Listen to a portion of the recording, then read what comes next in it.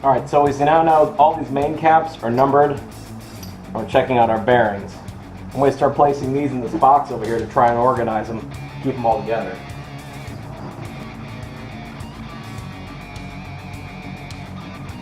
That one's not too bad.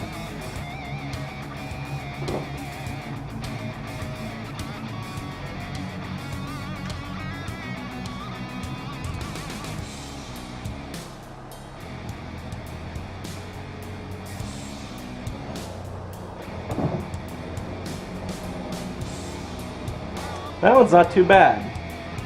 Let's actually show the camera. Although, some pretty deep scoring in there. One great way to check out if a machine surface is scored too much and needs remachining is a fingernail test.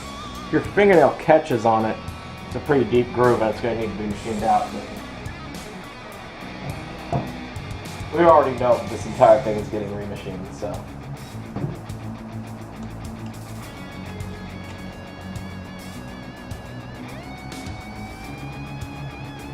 As I say, that looked really good, but our bearing is still stuck to the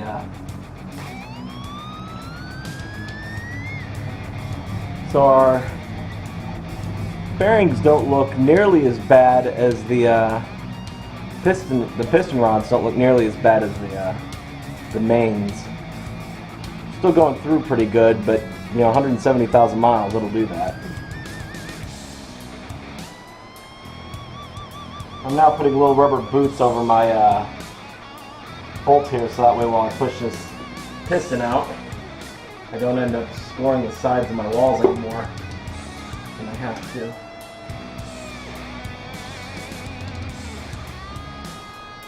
There we go. One piston. Rings look, you know, not too horribly bad.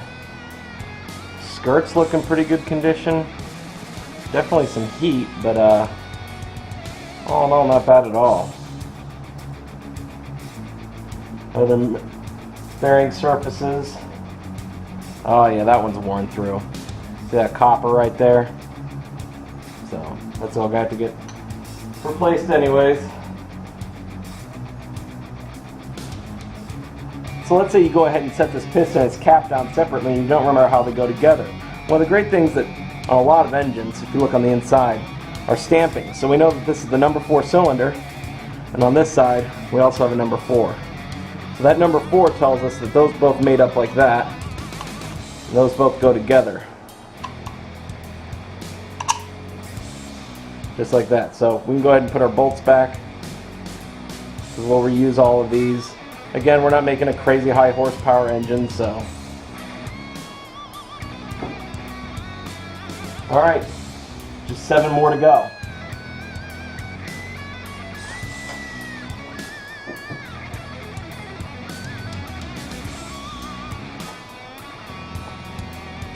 Again, for 170,000 miles, not bad.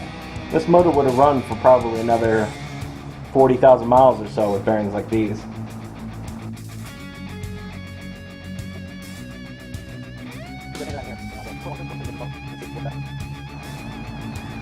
So one of the big things I'm noticing with these bearings is the fact that yes, they've got some wear and tear on them, but I'm not seeing any signs of coolant or gasoline in the oil.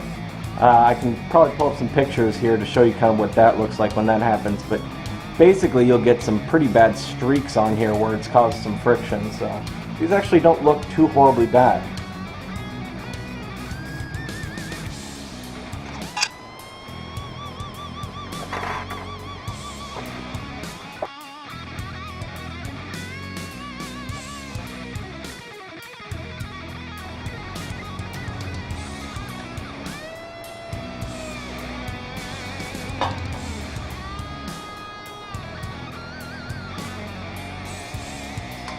So now on a hydraulic roller lifter block, the rollers on these lifters need to be pointing in a specific direction at all times. In order to ensure that they have these dog bones sitting on top of them, which hold them in place. That way they won't spin around in the block.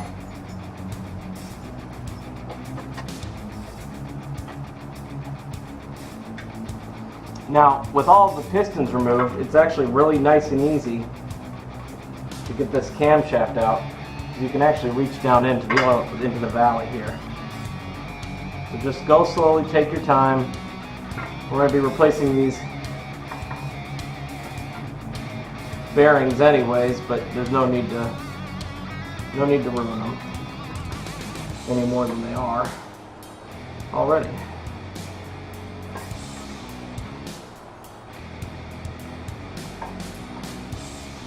And there is our camshaft.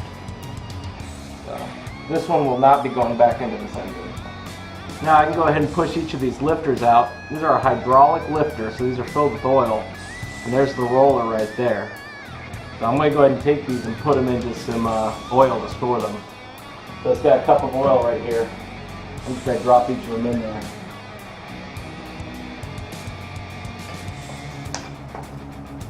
Alright, for this last bit to get these things out, I've got a set of vice grips here, but I've wrapped the tips of them in tape.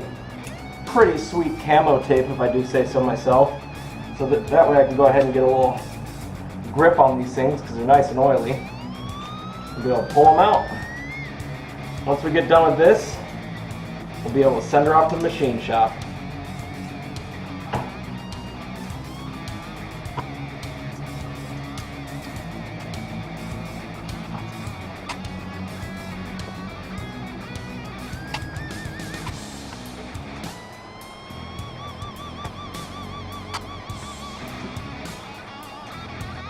Really, at the end of the day, I just want to kind of show you guys what you can do as well at home. You know, with some basic hand tools. I don't have anything fancy. You know, I'm not an engine builder.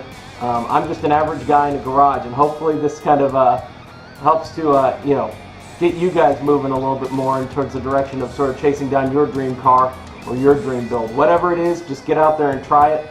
At worst, at the end of the day, you screw up and you throw it away. But you know what? At least you got the experience. So thanks for joining me.